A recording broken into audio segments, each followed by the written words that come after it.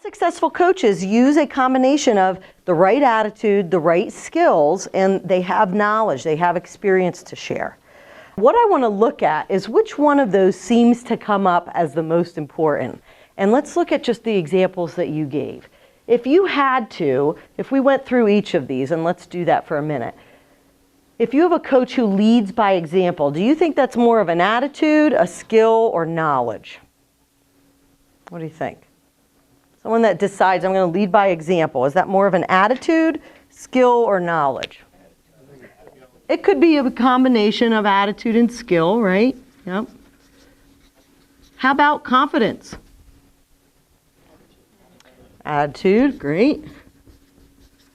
How about encouraging? Attitude. All right, you're starting to see the pattern here, right? Positive mindset. Attitude, right? Okay. Took the time to teach me.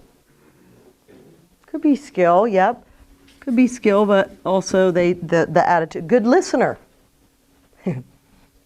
That is a skill. That is a learned skill that I'm still working on, right? Lets you make mistakes. Could be knowledge, yep. And how about motivation? Attitude, right? So what you can see, and this happens every time I do this, is the one that pops up the most is attitude.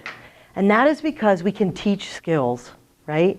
We can go to school and get knowledge, we can go to training and get knowledge, but attitude, from a coaching perspective, is the most important thing you can focus on. Almost all the time, always. If you think of your coach, certainly they had the skill and they had the training and they had the knowledge, but it was their attitude that made the difference to you personally.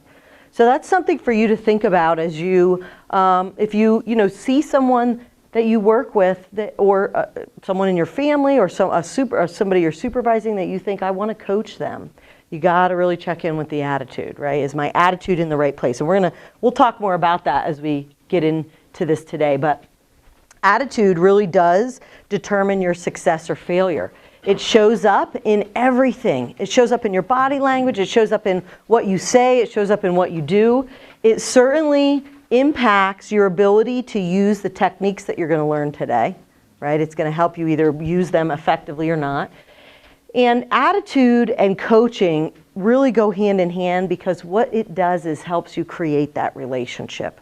And coaching is a collaborative relationship, or a co-relationship. And at the heart of a relationship, one of the key things, and I think this also is the importance of attitude, is just understanding yourself and where you're coming from, and how do I meet this person where they're at. And one of the key things that we're going to talk about here in a few minutes is checking in with your perspectives. So let me give you an example of this. Let's say you've been working with someone who maybe they just are not getting it. They're just trying something and it's not working and they don't seem to be getting it. But you know that they've been a fairly good performer in the past. You say, well, maybe I'll coach them. Maybe this will help. But in the back of your mind, your perspective is that maybe they're just not smart enough to get this, right? Maybe they just are never going to get it. Maybe they didn't go to school, or maybe they didn't. I just don't think that's going to happen. If that's your perspective, and you go into that coaching relationship with that kind of in the back of your mind, it will impact how you show up for that person. If you're going into that situation with this idea that I'm going to try to coach them, but I really don't think they're going to be able to do it, that is going to change how you coach them. Right? So that's what we're talking about when you think about your attitude and the perspective you have of the people you're coaching. It's really important.